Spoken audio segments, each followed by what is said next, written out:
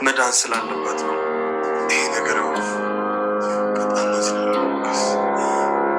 ይቅርታ።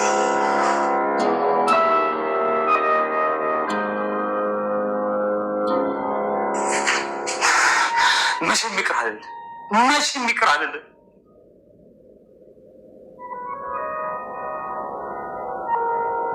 ጭራሽ ቤት ዘግተሽ ተቀመጥሽ። ንጉስ ከሰገነት ሳይወርድ ንግስቲቷ ገበያ ማለርቃ ነው ሄደች። በህይወት ዘመኔ እንዳንቺ ያዋረደኝ ሰው የለም ሉላ። በጣም አዋርደሽኝ። በጣም እማትረቢ ነሽ። እኔ በህይወት እያለሁ የሉላን እጅ አትይዝም፣ አትጨብጥም።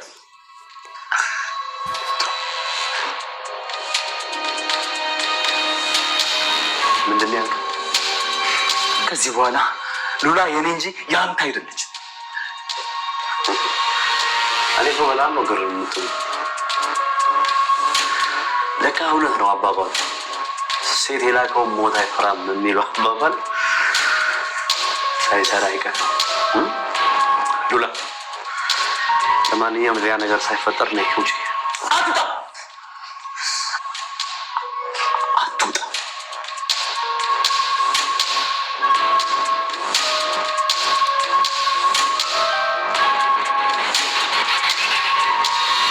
ዝና መጥቶ ሉላን ወሰዳት። የሞገስ ልብ ተሰበረ። ብሩኬና ሞገስ ተጣሉ። መቼም ቢሆን ይችን ቀን መቼም ይቅር አልልህም በማለት ቃል ሰጠው። ቤቱ ድረስ ዝናን ይዞ መጥቶ ሉላ ደግሞ ቃል የገባላትን መቼም ቢሆን እስከ ሞት ድረስ አብረን ነው ይዤሽ እጠፋለሁ፣ አብረን ነው የምንሄደው እያላት ተስፋ ሲሰጣት፣ ነገር ግን ዝና ሁልጊዜም በጉልበቱ የሚተማመነው ሞገስን ገፍትሮ በመጣል ሉላን ይዞ ሂዷል። ጥርሱን በማለት በጣም ያሳዝናል። ሰላም ጤና ይስጠለን። ውድና የተከበራችሁ የቻናሌ ቤተሰቦች እንኳን ወደ ቻናል በሰላም መጣችሁ። ምሳሌ ክፍል 54 ተለቀቀ።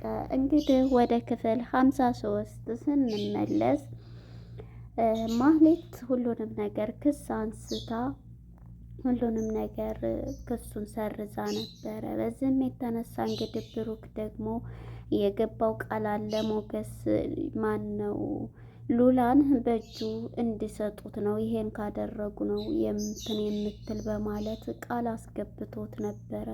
ነገር ግን ወደ ኋላ ስንመለስ ሞገስ በፍጹም ይሄን ላደርግልህ አልችልም፣ በቃ በማለት ግራ የተጋባ አንደኛችን መስዋዕት መሆን አለብን እያለ ነበረ ሲል የነበረው። ነገር ግን በቃ ይሄ ነገር አልሆነም በማለት ትቶት ይሄዳል።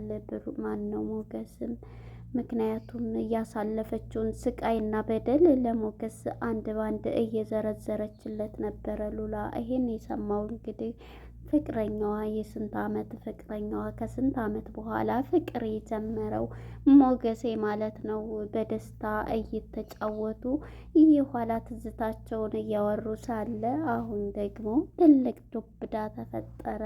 እንግዲህ ብሩኬም ለልጄ የትም ቢሆን መስዋዕት እከፍላለሁ የሚለው ነገር ዛሬ ግዴታ በውዴታ ወደ ቤታቸው ሊያመራ ተገዷል ማለት ነው። ያንን ክስ እንግዲህ ባነሳይ ጊዜ ቀጥታ ወደ ሞገስ ቤት ነው ዝናን ይዞት ሄደው። በዚህ የተነሳ እንግዲህ እየቆረቆረ ነበርና ብሩክ ማን ነው ሞገስም በፍርሃትና በጭንቀት ውስጥ ሆኖ እሱ ነው አይደለም እያለ ነበረ። ሁለቱም በአንድ ሆነው እየተጫወቱ ሳለ ሲቆረቁሩባቸው በር እያዩ ሲደናገጡ የነበረው። በዚህም የተነሳ እንግዲህ ማን ነው በሚል ጊዜ እኔ ነኝ ክፈተው ብሎታል ብሩክ እና ስትመጣ አትደውልልኝም አንተ ከሆንክ በማለት ደስ ብሎን ነበር። ነገር ግን ከኋላ የተከተለው ዝና አብሮታል። ሞገስም ይቅርታ በቃ ልጄን ለማዳን ስል ነው እባክህን ይቅርታ እያለ ገና ከመግባቱ እየተጸጸተም ነበር። ያው ሁሉም የራሱን ጥቅምም ቢሆን ያው ብሩክም ደግሞ ለልጁ ሲል ብዙ ነገር በጥፊ ተመቷል፣ ብዙ ነገር ሆኗል። ግን ደግሞ ጓደኛውን ብዙ መስዋዕትነት ከፍሎለታል። ቤቱን፣ ንብረቱን፣ ሁሉን ነገር አሁን ደግሞ የሚወዳትን ባለቤቱን ሲቀማ ፍቅረኛውን በጣም ተናዷል። በዚህም የተነሳ እንግዲህ ይቅር አልልህም እያለው ነበረ። በዚህም የተነሳ እንግዲህ እሱም የንጉስ እንትን እያለ ጉራውን ዝናም እየጀረጀረ ነበረ። በዚህም የተነሳ የኔ ሚስት ሉላን በእጅህ አነካትም በሚለው ሰዓትም ወስዶ በቦክስ ጥርሱን በማለት ጥሎት ነበረ። የዚህም ጊዜ ጫማሽን አንሺ ብሎ በፍርሃትና በጭንቀት የተዋጠችው ሉላን እጇን ይዞ እየጎተተ ይዟት ሄዷል። ብሩክም እሱን ሞገስ እያለ ሊያባብለውም ሊያንትን ሊለውም ቢል በፍጹም ሁለተኛ ጓደኛዬ ምንም አይደለህም፣ ታውቃለህ፣ ለአንተ ብዙ ከፍያለሁ። አሁን ምንም ነገር እንዳትነካኝ፣ ካጠገቤ ራቅልኝ፣ ካሁን በኋላ አላቅህም፣ አታቀኝም በማለት እንትን ሲል ነበር። ይቅርታ ለልጄ ስል ነው ይሄን ያረኩት በማለት ይለዋል። እሱ ግን ይሄንን ቢለውም እየተጸጸተም ቢሆን ወዶ ሳይሆን ወደ ቤቱ እያዘነ ተመልሷል ማለት ነው። ሞገስም በንዴት በውስጥ ላይ ነው። ምክንያቱም እየገባላት ቃል ፈረሰበት። የትም ቢሆን ካሁን በኋላ የትም አትሄጂም፣ እንደዚህ ስትሆን ነው የምፈልገው፣ እኔም አብሬህ እንደሆነ እፈልጋለሁ፣ የህይወት ፍጻሜ ካንተ ጋር እንደሆን ነው እያለችው ነበረ። እሱም የዚህ ጊዜ እንግዲህ ያንን እያስታወሰ የእሷን ጥቁር የለበሰችውን ሻሽ ከፍራሹ ጋር እያነሳ በጣም ሲበሳጭ ሲናደድ ነበር።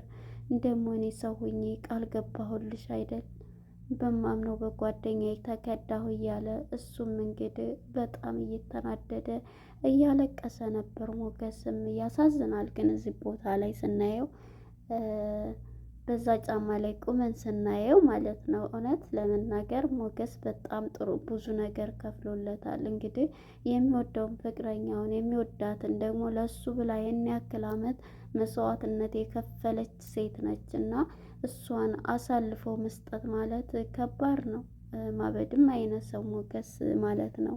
በዚህም የተነሳ እንግዲህ ሞገስ እንስት ብድግ እያለ እያለቀሰ የእሷን ሻሽ እያነሳ ጥቁር ሻሿን እያነሳ ሲያለቅስ ነበረ የሚታየው ማለት ነው።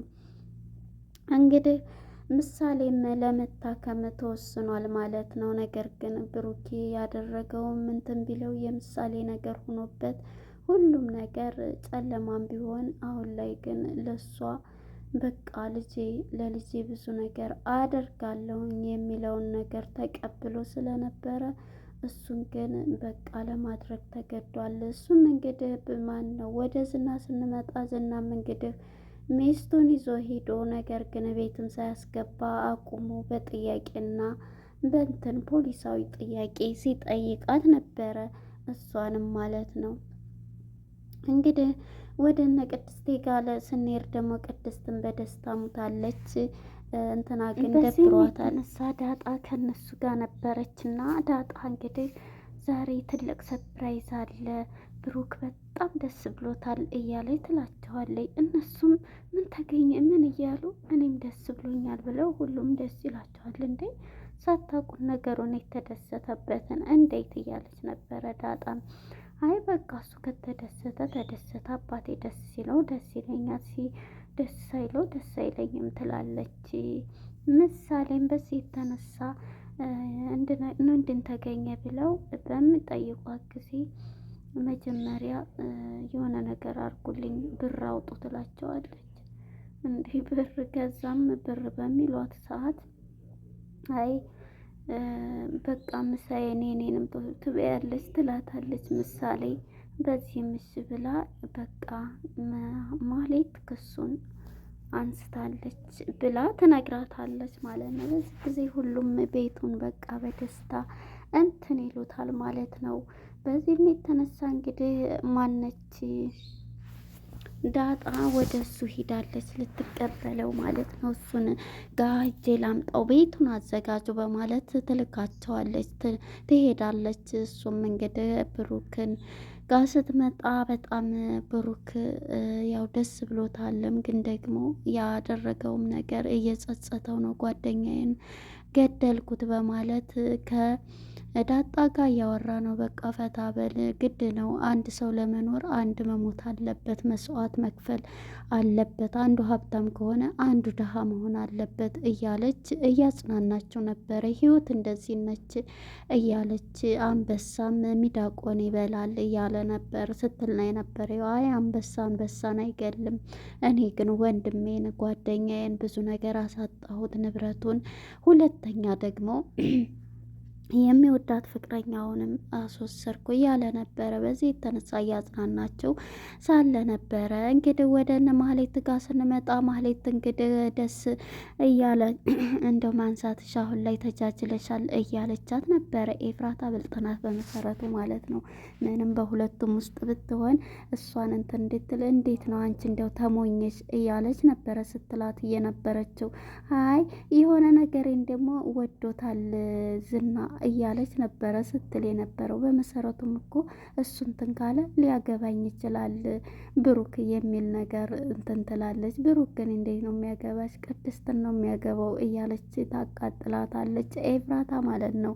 ሊያገባኝም ይችላል ግን ደግሞ ክሱ ታከመች እኮ ማለት ነው። እሷ እንትን ካለ ያይ ልቅስ ከዝና ዘመድ እንዲገዙ አርጊ እያለች ሌላ ተንኮል ደግሞ እያዘጋጀች ትገኛለች ኤፍራታ። እሱ ግን ሽጦ በደስታ እንግዲህ እንደዚህ ተቃቅፈው በደስታ እየጨፈሩ እየዘለሉ ነው ሶስታቸውም ማለት ነው። ደስታቸውን እየገለጹ ነው። ብሩኬም ደስ ብሎት በቃ ልጁ ልትታከምለት ነው ያው ሁሉ መስዋዕትነት ከፍለው ማለት ነው። ግን አሁን ላይ እንትናን ደግሞ ስናስብ በጣም በቃ ወደ ድሮ ማንነት ገብቶ ማን ነው ሞገስ ወደ መጠጡ ሄዷል። በዚህም የተነሳ እንግዲህ ከጎኑ ሰው ያስፈልገዋል በማለት እንግዲህ ዳጣ ጓደኛዋ እሱ ጋር ትደውልና ስልክ ማታነሳ ለምን ነው እያለች ትጠይቀዋለች። በዚህም የተነሳ እሱም የተለመደው ቦታ ነኝ እያላት ነበረ። ሁሉንም ነገር እንግዲህ እሷም ታስረዳዋለች ማለት ነው። በቃ እሱ እንዳታነሽብኝ፣ እንዴት ለሱ ብዬ ሁሉ ከፍያለሁ። ለሱ እኮ ቃል ገብቼላታለሁ። እዛ አውሬ ውስጥ ገብታ ይገላታል እያለ እያሰበ ነበር። ምክንያቱም መጀመሪያ ያለችው እሱ ወይ ይገለኛል ወይ ራሴን አጠፋለሁ እያለች ነበረ። ማነች ሉላይን እያሰበ ነበረ። እና እንግዲህ አሁን ላይ ሁላቸውም ደስ ብሏቸው ብሩኬም ግን ቅድስቴም የሚታወቅ ሰው ነው የገዛ እያለችው ነበረ። አዎ የሚታወቅ ነው የራስ ቤተሰብ እያለች ነበረ ማለት ነው። እና እንግዲህ አሁን ላይ ይሳካል የሚል እንትን አለ። ቅድስት ምሳሌ ታክማ መታ ያው ደግሞ ማን ነው ሉላን ያወጧታል የሚል እንትን አለን ማለት ነው። አሁን ላይ ይሄ በመደረጉ ያው ሞገስ ብዙ መስዋዕትነትን ከፍሏል። እንግዲህ በዚህ ላይ ያለ ነው። ቅድስቴ ማነች ዳጣ ከሱ ጋር ሄዳ ሁሉንም ነገር እሱን ለማረጋጋት እየሞከረች ያለችው ማለት ነው። ዳጣ በቃ ሁሉም ነገር እኮ እንደዚህ ነው እያለችው ነበረ። በዚህም እንግዲህ ጓደኛም ብዬ እሱ የስንት ዓመት ፍቅረኛዬን እሷን አሳልፌ ሰጠው ቤቴን አምጥቶ እያለ እየተናደደ ነበር። ያው እሱም እንግዲህ ለልጁ እያደረገ ያለው መስዋዕትነት ነው ማለት ነው።